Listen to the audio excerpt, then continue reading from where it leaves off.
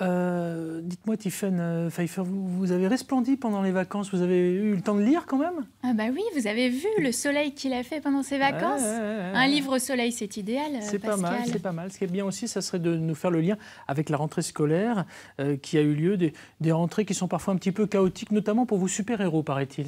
Eh oui, c'est tous un peu des héros d'affronter cette rentrée. Et justement, figurez-vous que le premier livre, c'est pour les enfants qui n'aiment pas l'école, comme peut-être ces jeunes qu'on a vus qui étaient peut-être un petit peu fâchés avec l'école quand ils étaient jeunes.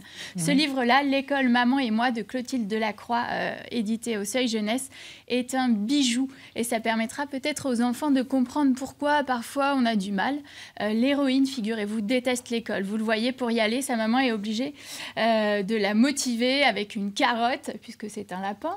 Elle finit même par aller à l'école en chaussons, tellement elle est motivée. Ouais, c'est mignon, je ne sais pas si on voit la légende, il y a marqué, la maîtresse, elle dit « Donc tu me dis que tu as oublié ton cartable à la maison ?»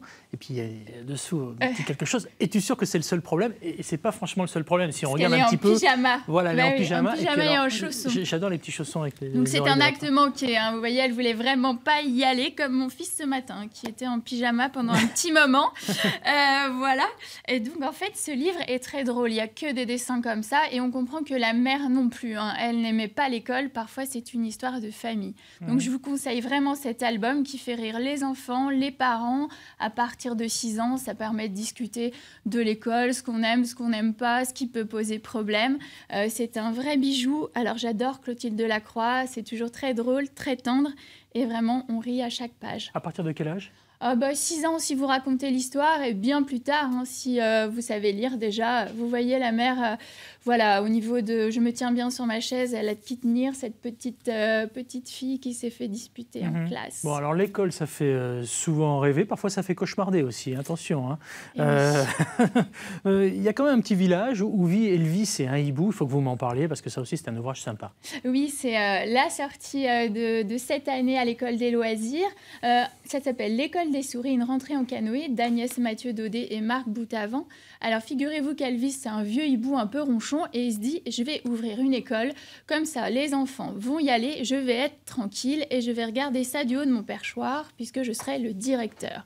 Évidemment, vous imaginez que des enfants à l'école, ça ne devient pas sage immédiatement. Il ne suffit pas de mettre des tables, des chaises pour faire une classe. Et ne l'oublions jamais, les chiens ne font pas des chats. Hein, voilà. Donc les parents ont aussi une part de responsabilité. Et donc ça fait beaucoup rire les enfants qui lisent le livre, voilà, de découvrir ces adultes avec bien des illusions sur l'école, sur ce qu'ils vont réussir à faire avec des enfants.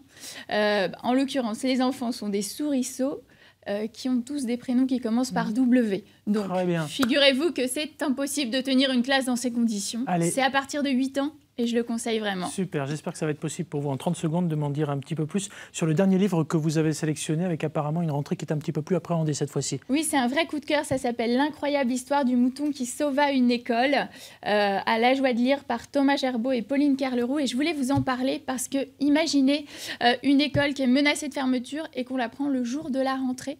Alors pour la sauver, on inscrit un mouton pour compléter la classe. Ça paraît loufoque, mais ça s'est vraiment produit. Et je vous conseille, je vous conseille vraiment cette histoire. C'est très beau, les personnages sont en haut couleur et vraiment, c'est un vrai coup de cœur. Le titre ?